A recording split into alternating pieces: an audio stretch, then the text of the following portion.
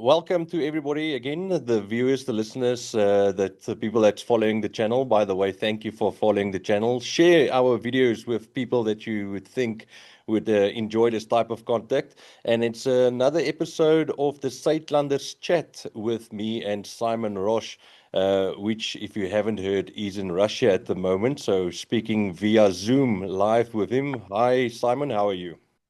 How's it, Marius? It's nice to be back on the what will we call it in English? In Afrikaans, it was called wekelijkse gebeure, weekly events, weekly happenings. Yeah, yeah.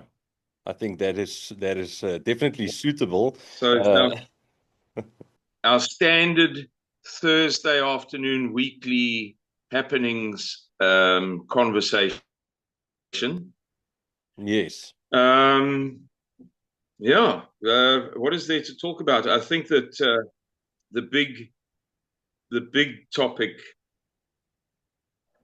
is, or the two big topics for South Africans, the big thing is the drama that's playing out over the Afrikaners who went to the USA / white supremacy.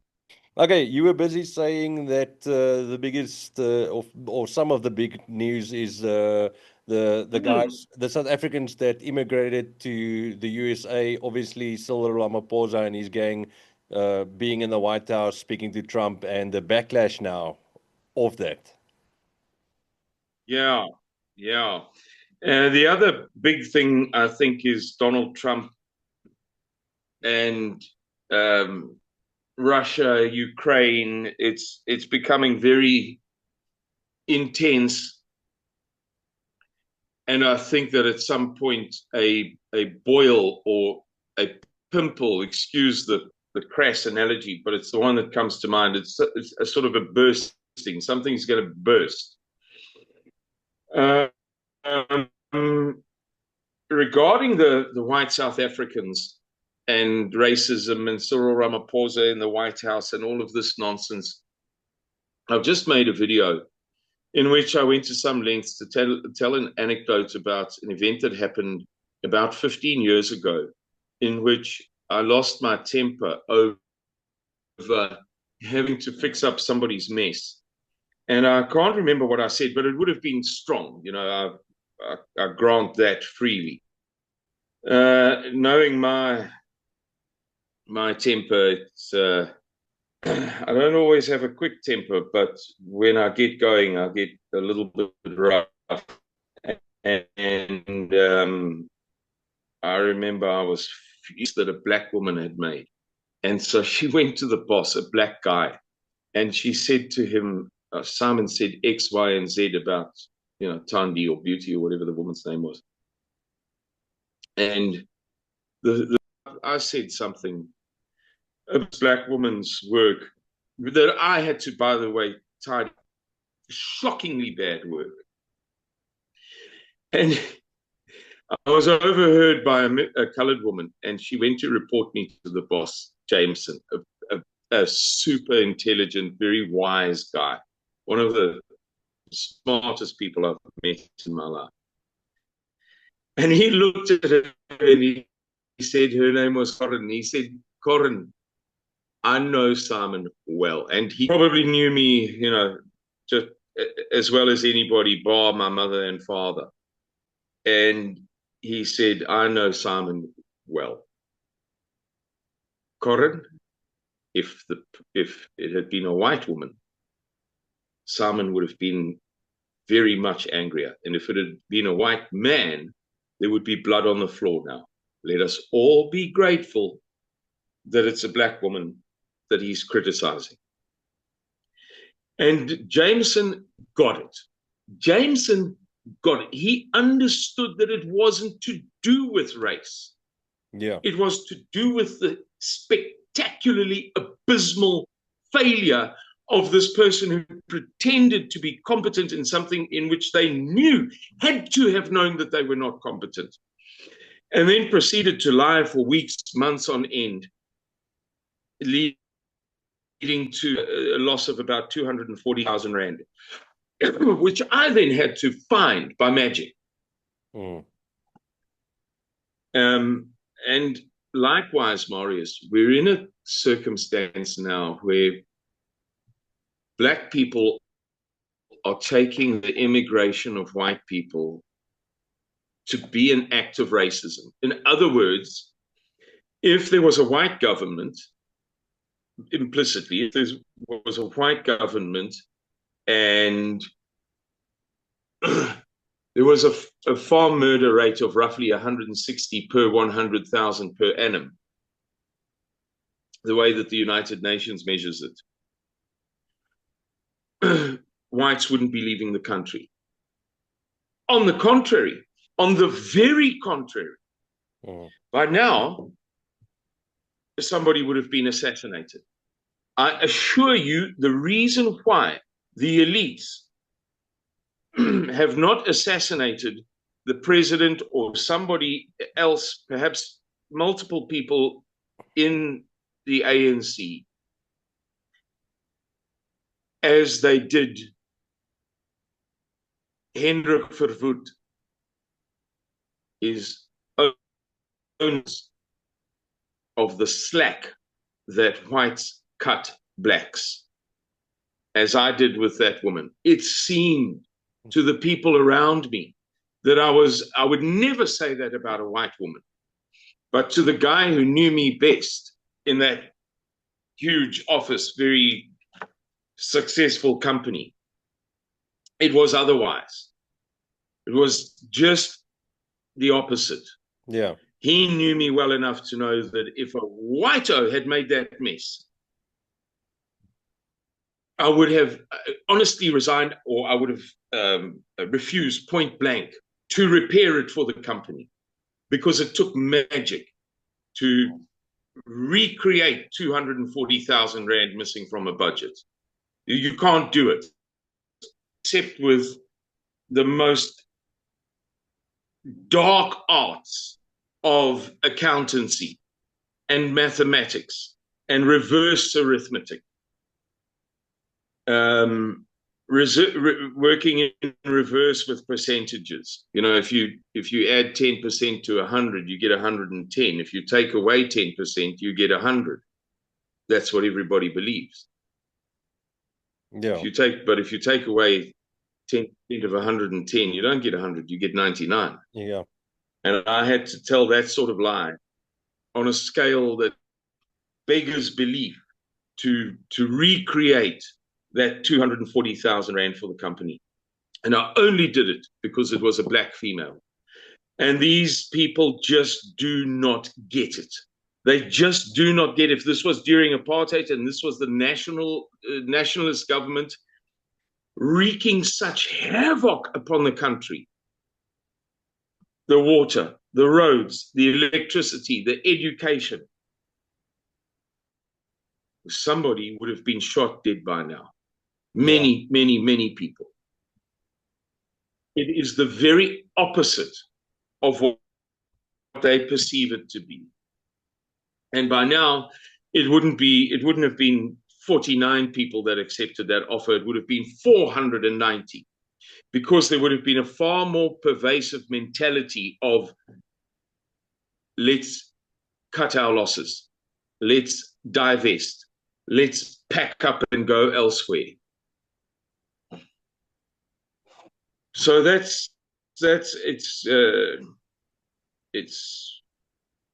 what is the word? Very frustrating and annoying to observe this stupid interpretation of what white people are saying and what they're doing. Yeah. To move on to the next subject, Donald Trump. Sorry, did you want to say something? No, in my own experience, I've also noticed that their racism towards us have become even more inflamed, because now if they see you don't like what they're doing, they will tell you to your face, listen here, if you don't like it, why don't you move to America? And I've seen this personally. Like, Yeah. I mean, in your face, they will go this and this and this. Oh, you don't like that? Why don't you move to America? And it's and I mean, I stay in I mean, Uppington is not a big town, but it's definitely not a small town. And if you see it here on in the Northern Cape, I don't even want to know how it's going to be in the cities. Yeah, yeah, yeah, yeah, yeah. Anyway, enough of that South African madness. And let's move to American madness. The Ukrainian front is collapsing. Not totally and not everywhere.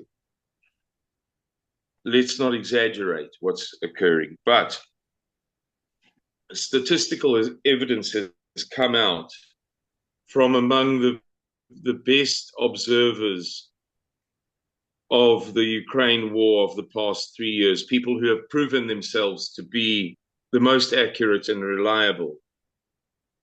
That, I know when I say evidence, I'm talking about mathematical, scholarly, scientific evidence, has come out that the Ukrainians are retreating / collapsing / handing themselves over to be taken prisoner of war on a scale unprecedented over the past 3 years, 3 years and 4 months, March, April, May, 3 years and 3 months.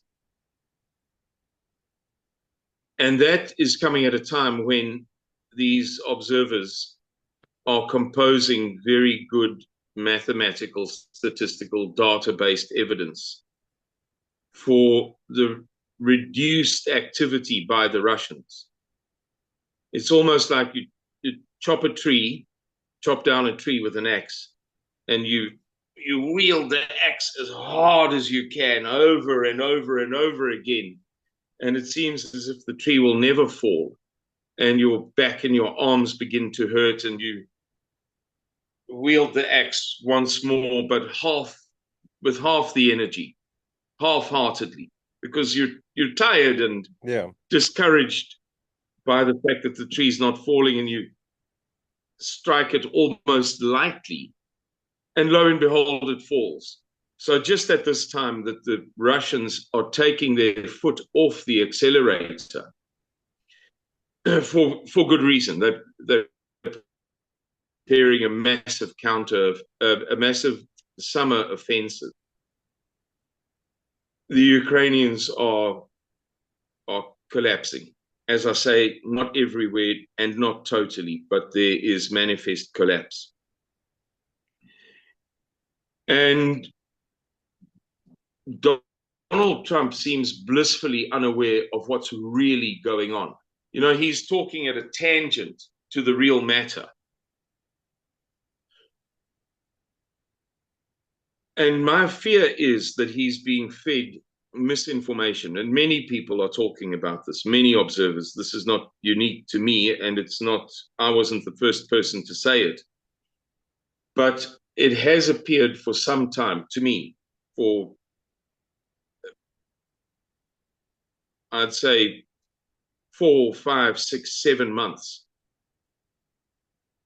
from the time that it appeared as if he would win the election, then did win the election, and he was the supposed president, the incoming president. And then from the time that he was inaugurated, consistently seemed as if when he spoke about the special military operation, he was speaking crosswise to it. It's not that he was saying the wrong thing or he had the wrong attitude, but that he wasn't confronting the matter head on for what it was. Yeah. Almost as if he didn't understand what was really cooking. And now many people are making the same observation or observing the same thing. And I think that there's not going to be a peace. Donald Trump has deluded himself that he understood what was cooking, or others deluded him. And in fact, he never ever had a good grasp of the matter. And now it's going to continue on its own way without him. I think he lost whatever window of opportunity there was that was granted by Vladimir Putin to him to intervene. There was a time over the past 4 months, there was practically 4 months from his inauguration in January, so February, March, April, May, during which the Russians, in spite of the fact that he clearly didn't have any clue what he was talking about, were willing to play the game by his rules. A period of time during which they were willing to say yes to certain foolish things, not every foolish thing, but certain foolish things, just in the spirit of diplomacy and rapprochement and pouring oil on troubled waters and so on and so forth. But I think that now they have reached the point where they're going to pretend to take him seriously, but not actually. Whereas over the past 4 months, I think that they were willing to do certain things in the spirit of appeasing the great American white buff type of thing. I think now they're just going to ignore him and do their own thing, because he clearly has no idea what's cooking there. He said Vladimir Putin's gone crazy. He said that the day before yesterday. In relation to the missile attacks on Ukraine over the weekend, apparently blissfully oblivious to the fact that the Ukrainians attacked Victory Day parade in Moscow, unsuccessfully as it happens, and that they were sending in something like 700 drones onto Russian territory a day. Sure. He's completely out of touch with reality. Completely. He has no idea what he's talking about. It would be as if you walked up to me in the street and you punched me 10 times, and then I slapped you once. And some observer said, "Can you believe it? Simon lost his mind. What kind of a human being is this? He just went and slapped Marius." Meanwhile, I'm standing there with a broken jaw, nose broken. Marius has beaten the pulp out of me. He's saying really idiotic things. So I suspect that what's going to transpire now is that the Russians are going to say, look, we always knew that we were dealing with a blowhard. The man is a blowhard. It was in our interests, perhaps not our material interests, but in our reputational interests, to pretend to take him seriously. In fact, to take him seriously, to take his silliness seriously, and to contemplate ceasefires and so on, maybe even to implement them. But no more. From now on, we'll do whatever it takes to look good and sound good, but we're not actually going to capitulate to the wishes of somebody who has no idea what he's talking about. If he's going to go around calling Vladimir Putin crazy in mainstream global media for sending in a bunch of rockets in retaliation for 10 times more Ukrainian drones and what have you on Russian territory, well, he's obviously not worth taking seriously. Yeah.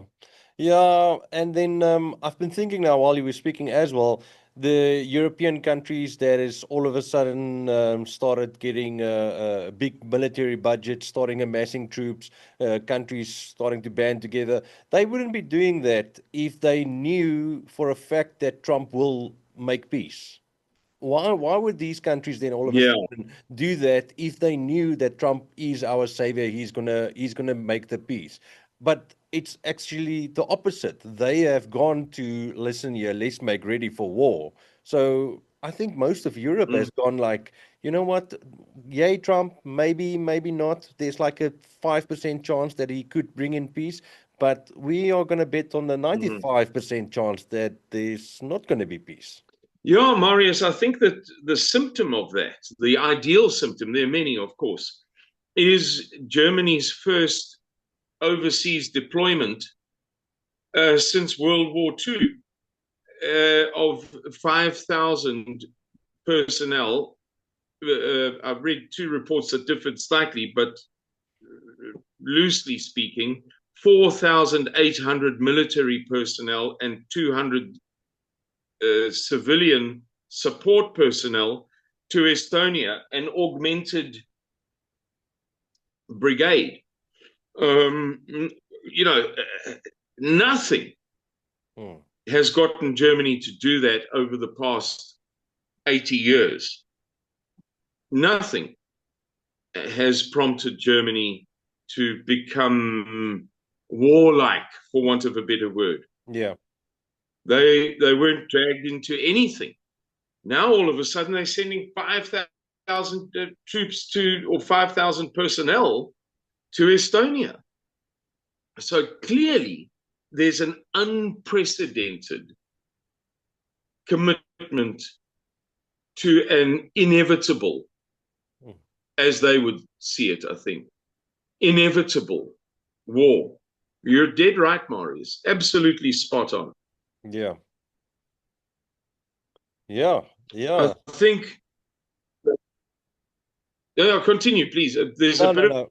of a lag on the line. No problem. I wanted to hand it over to you to say if there's anything else or that you want to add or a new topic, then you must go ahead. No, Marius, I'm not overly anxious to get in as many words as possible, as has been the case in the past, where we've only been able to speak twice a week. And now that we've established good communications between ourselves, as I'm in Russia, and we've been doing all sorts of interviews and the letters from Russia and this, that, and the next thing, I fully expect that we may conduct another interview tomorrow. We may do one on Sunday or Monday or who knows when. Yeah. So no, I don't feel the need to squeeze in any last words. If there is a hot topic that's worth addressing, I'll send you a message and ask you if you're available, and we can address it. That's about it from me, Marius. And next time we speak, my connection will be very much better. I'm on Hotel Wireless for the purposes of uploading some material to you and Arnold. But next time I'll be using telephone data again. This telephone's data is terrific. Oh yeah. No, I saw earlier when we spoke the telephone mobile data was working brilliantly. But we've got a magician in Arnold that fixes these type of things. And yeah, we must give him credit where credit is due. But thanks, Simon. Thanks for the chat. And like you said, if there is anything that's going to happen critical or whatever, you give me a shout, and then I'll jump on Zoom and we can do another one. Yeah, fixed up, 100%. Marius. Okay. Thanks, Simon. Have a great evening, and yeah, we'll maybe chat tomorrow or then after the weekend again. Okay. Looks like Simon's signal in the hotel has finally conked out, but like I said, we will speak again maybe tomorrow, maybe the end of the week. Cheers, Simon, if you can still hear me. Bye-bye.